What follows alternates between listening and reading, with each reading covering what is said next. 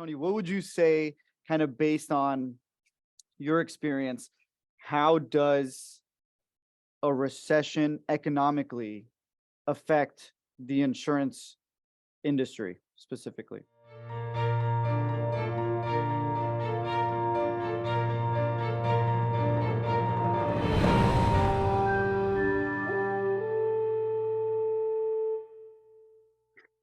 Yeah, I mean, I think, so again, full disclosure, I'll give you my opinion, and I'm sure there are others listening to this that are way longer tenured in the business that may have a different or better insight. But if you break it down to like brass tacks, right? Because a lot of our listeners are starting agencies or thinking about it or things like that.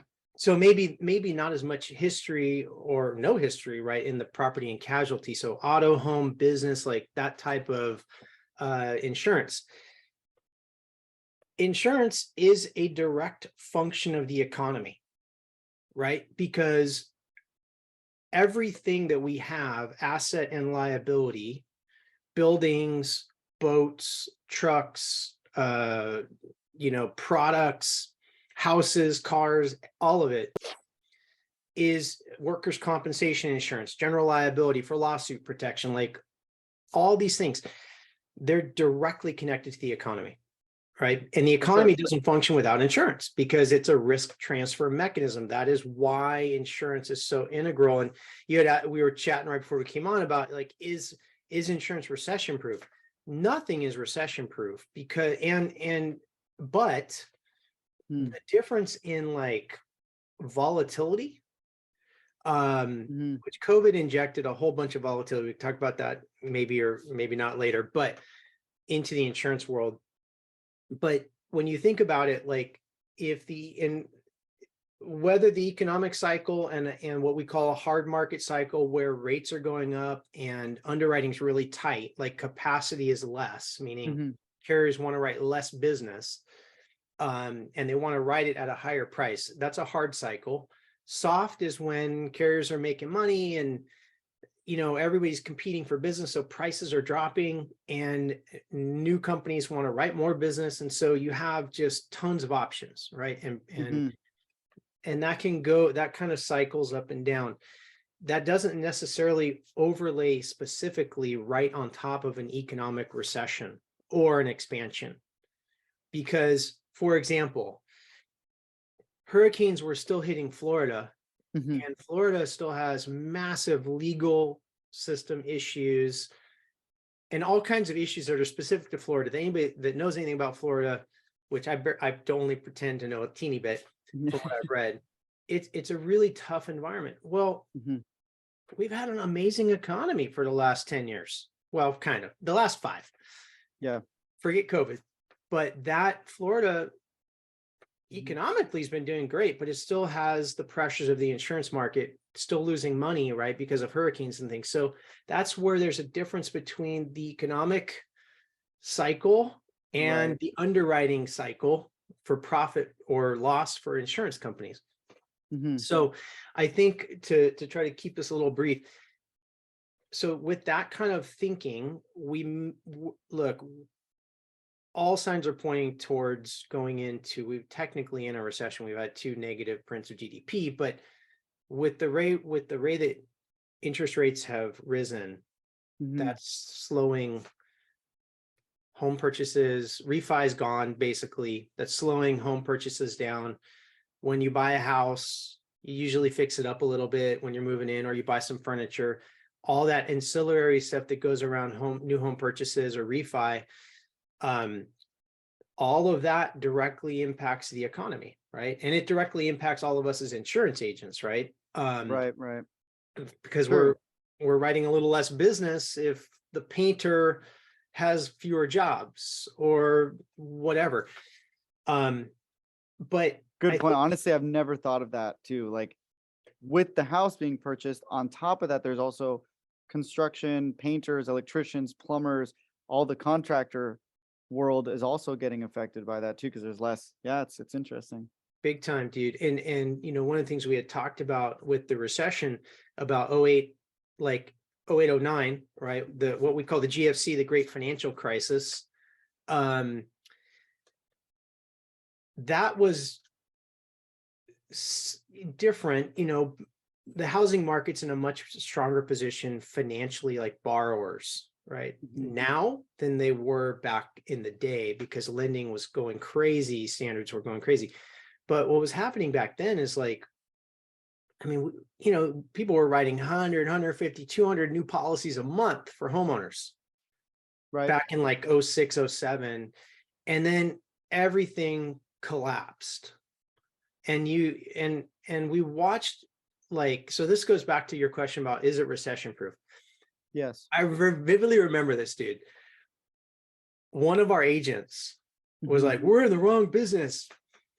I'm these two mortgage guys that are referring all this business are buying like Mercedes, and they're buying like second and third houses. And I'm like, dude, I said, I told this agent, I said, the bigger the boom, the bigger the bust. And all our business is a residual income business, which is the power of the business, right? New business is the lifeblood, but renewal is really the power of the business. So what happened? All those folks are gone, bankrupt, lost their houses, lost it all back when everything imploded in 2008.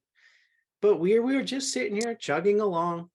And yes, our new business dropped, right? Tremendously. And that will have an impact, right? But it's not a one-to-one correlation, because each line of business, personal, commercial lines, and then within the segments of that get impacted differently at different times, depending on what's going on within wherever you live in your state. And then also, just generally kind of the trends of the economy within specific things. I don't know if that answered the question or not, but it's very, it's insightful for sure. I think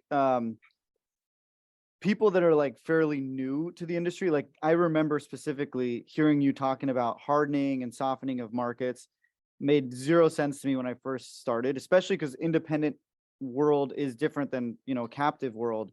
Like just working at Farmers or State Farm or Allstate, those are, you get what they get and they're underwriting and that's it, versus here on the independent side, we work with, a variety of different companies that they may be even in different places within their own little hardening and softening, which is another interesting point, because there's like multiple layers to this too. It's not just. That's actually something I would love to just comment on real quick. Yeah, for sure. Because now, guys, anybody that's listening or watching, sorry, this is going to be California specific for a bit, but it also applies to other states. Okay. In normal, so what's happened for us guys in California is that in the last 28 months or so, give or take, the Department of Insurance kind of paused on doing the rate filing reviews and approval process for the insurance companies, right? For auto and home. And they had their reasons for that. And I don't know. How long did they pause, Tony? Do you know? It's been over 2.5 years. So like I was just telling you before we came on, right? Allstate just got their approval, first one to get approved. Yeah. That was at the end of last month. It was February or March of 2020. Yeah. So wow. think about this, guys. Like if you are selling pizza for $12, and this is again California specific issue, but if you're selling pizza for $12, it used to cost you $4 for cheese per pound. Now it's 18, except you're still forced to sell $12 pizza. How long are you going to answer the phone? How long are you going to keep the front door open for customers to walk in to buy mispriced pizza? You're not. That's why Geico I think a big reason why Geico shut down their offices in California and things like that. They need to slow down the mispriced pizza sales. So that's another thing I want to ask you, Tony, because slowing down is the hardening. So that's something I don't fully understand. This is a good question for myself, a selfish question. Why does slowing it down and keeping the rates higher allow them to control their I guess, bleeding? So I'm going to go back to the pizza analogy. Yeah. If we know that our cheese cost $4 at one point, now it's costing 18, but we're having to sell our pizza at 2020 rates, right? or I'm going to sell the auto insurance at 2020 rates, $12 pizza. Okay. In that analogy, we know exactly what the cheese cost. Right. If I write you a $500,000 auto policy and I put $1 million umbrella policy on top of it, Mm-hmm.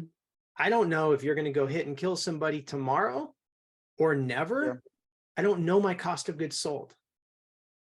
Like Right. I know the total potential cost, Okay. but I don't really know what it's really going to cost. But so the issue, right, is like for carriers, this is again my opinion. Gotcha. I'm not a carrier dude. I've been on the agent side my whole career. But from what little I know and what I think I know, what happens is if you write a new policy, Mm-hmm. right, you don't really know the profile of what that client's like. Mm-hmm. So there historically in the industry, new business runs a higher loss ratio, right? Has more claims historically than renewal business. Sure. So when you're writing a new policy, not only are you taking on a risk that you're not exactly sure how that client's going to perform, Mm-hmm. if you're in a situation where like we are in California, where the rate need, because of the loss trends of inflation and labor and costs of vehicles or whatever, is up higher, but that you're being forced to write insurance at a Mm-hmm. lower price, you're going to say, we want to slow that down. We Right. don't want to sell the $12 pizza. And when you do that, then the business that you currently have on the books, Mm-hmm. your premiums are earning through, maybe you're figuring out, oh, hey, Chris said that he drove 5,000 miles on his policy during COVID, but we've just validated his Dude, mileage. it just clicked. But he's actually driving again, like 17,000 miles based on the Carfax when we did his renewal. It just clicked. Yeah. And so the ability to kind of underwrite and go through your existing without taking on a bunch of mispriced business Mm-hmm. up front. I think the key there, Tony, was that the new business is the most risky for insurance carriers because it is. that explains so much because going through renewal, you can see their mileage. They went and got a smog check. Now they got updated on the mileage. Now we really know it starts to catch up. And then also it buys kind of the carrier a little bit of time also until stuff catches back up. Am I right? Is that kind of also like you're buying time a little bit or? Yeah, and so what's happened here in California though is because we haven't had rate approvals, right? Mm-hmm. What's ended up happening is that the existing book of business has become deficient in rate. Again, there are other people in the world that could be way more technical and better than me at explaining it. But my view or my opinion is that existing book of business basically became kind of subject to all these inflationary trends. The thing you got to keep in mind too is inflation is brutal for insurance companies. Why? Well, think about your accounting in your agency. You have assets, you have liabilities, right? Yep. An insurance company has liabilities. They have to pay claims, right? They have exposure, right? If they write Chris and Tony's auto and home policies, whatever, okay, we now have that exposure on our books. But we're getting the premium and we're taking the premium and we're going to invest a portion of that, right? We're going to build our reserves and our investment portfolios. But now that Chris's house catches on fire and has to be rebuilt, that's going to cost maybe 20, 30% more than what it did 3 years ago.